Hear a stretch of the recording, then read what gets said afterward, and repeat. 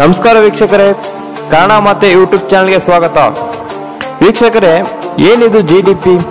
TV ಮಾಧ್ಯಮಗಳು, paper ನ್ಯೂಸ್ಗಳು ಹಾಗೂ ರಾಜಕಾರಣಿ ವ್ಯಕ್ತಿಗಳು ಮಾತನಾಡುತ್ತಾರೆ. ಇದರಿಂದ ದೇಶಕ್ಕೇನು ಲಾಭ? ನಿಜಕ್ಕೂ ನಮ್ಮ ದೇಶ ಶ್ರೀಮಂತವಾಗಬೇಕೆಂದರೆ ಜಿಡಿಪಿ ಜಾಸ್ತಿ ಆಗಬೇಕಾ? ಇದರ ಬಗ್ಗೆ ಸಂಪೂರ್ಣ ಮಾಹಿತಿ ಕೊಡುತ್ತೇನೆ. ವಿಡಿಯೋನ ಮಿಸ್ ಮಾಡದೆ ಕೊನೆವರೆಗೂ ನೋಡಿ.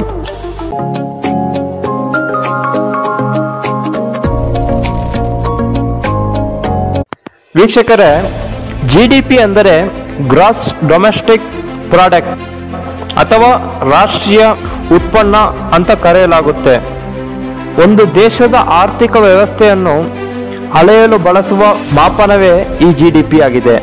ಒಂದು ದೇಶದಲ್ಲಿ ಒಂದು ವರ್ಷಕ್ಕೆ ಉತ್ಪನ್ನವಾಗುವ ಎಲ್ಲ ಸರಕುಗಳು ಮತ್ತು ಆರ್ಥಿಕ ಸೇವೆಗಳನ್ನು ಒಟ್ಟುಗೂಡಿಸಿ ಹೇಳುವ ಮಾರುಕಟ್ಟೆಯ ಬೆಲೆಯೇ ಜಿಡಿಪಿ ಆಗಿರುತ್ತೆ.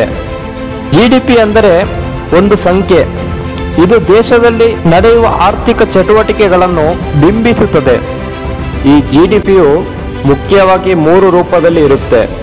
ಅವುಗಳು ಯಾವುದೆಂದರೆ ಅಗ್ರಿಕಲ್ಚರಲ್, ಇಂಡಸ್ಟ್ರೀಸ್ ಹಾಗೂ ಸರ್ವಿಸಸ್.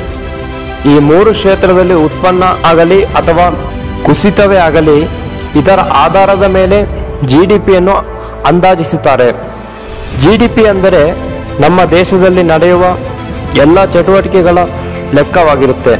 ಜಿಡಿಪಿಯಲ್ಲಿ ಮುಖ್ಯವಾಗಿ ಆ ದೇಶದಲ್ಲಿ ಉತ್ಪನ್ನವಾದ ಸರಕುಗಳನ್ನು ಮಾತ್ರ ಪರಿಗಣನೆ ತೆಗೆದುಕೊಳ್ಳುತ್ತಾರೆ. ನಮ್ಮ ದೇಶದ ಉತ್ಪನ್ನಗಳನ್ನು ಬೇರೆ ದೇಶಕ್ಕೆ ಮಾರಿದರೆ ಅದು ನಮ್ಮ ಜಿಡಿಪಿಗೆ ಸೇರಿಕೊಳ್ಳುತ್ತದೆ. ಆದರೆ ಬೇರೆ ದೇಶದ ವಸ್ತುಗಳನ್ನು ಇಂಪೋರ್ಟ್ ಅಥವಾ ಆಮದು ಮಾಡಿಕೊಂಡರೆ ಅದು ನಮ್ಮ ಜಿಡಿಪಿಗೆ ಸೇರುವುದಿಲ್ಲ. ಎಲ್ಲ ದೇಶಗಳು ಜಿಡಿಪಿಯನ್ನು ಯಾಕೆ ಅನುಸರಿಸುತ್ತಾರೆ? ಇದರ ಮುಖ್ಯ ಪ್ರಾಮುಖ್ಯತೆ ಏನು ಅಂತ ನೋಡುವುದಾದರೆ, ನಾಗರಿಕರು, ಆರ್ಥಿಕ ಪಂಡಿತರು ಹಾಗೂ ರಾಜಕಾರಣಿಗಳು, ಹೂಡಿಕೆದಾರರು, ಉದ್ಯಮಿದಾರರ ಮೇಲೆ ಈ ಜಿಡಿಪಿಯ ಫಲಿತಾಂಶ ಒಂದಾದರೂ ಒಂದು ಪರಿಣಾಮ ಬೀರುತ್ತೆ. ಹಾಗಾದರೆ ಜಿಡಿಪಿಯನ್ನು ಯಾರು ಲೆಕ್ಕಿಸುತ್ತಾರೆ ಎಂದರೆ, ಭಾರತದ ಜಿಡಿಪಿ ದರವನ್ನು ಲೆಕ್ಕ ಮಾಡುವ ಕ್ರಮಕ್ಕೆ ಕೇಂದ್ರ ಸರ್ಕಾರದ ಅಂಕಿಅಂಶ ಮತ್ತು ಕಾರ್ಯಕ್ರಮ ಅನುಷ್ಠಾನ ಸಚಿವಾಲಯ ಅಂದರೆ ಸೆಂಟ್ರಲ್ ಸ್ಟ್ಯಾಟಿಸ್ CSO ಕಾರ್ಯಾಲಯವು ಭಾರತದ ಜಿಡಿಪಿಯನ್ನು ಲೆಕ್ಕ ಹಾಕುವ ಕಾರ್ಯವನ್ನು ಮಾಡುತ್ತೆ. ಇದಿಷ್ಟು ಜಿಡಿಪಿ ಬಗ್ಗೆ ಸಣ್ಣ ಮಾಹಿತಿ. ಈ ವಿಡಿಯೋ ನಿಮಗೆ ಇಷ್ಟವಾದರೆ ಲೈಕ್ ಮಾಡಿ.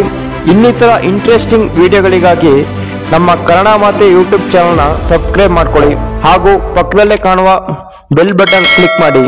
ವಿಡಿಯೋ ನೋಡಿದ್ದಕ್ಕಾಗಿ ಧನ್ಯವಾದಗಳು.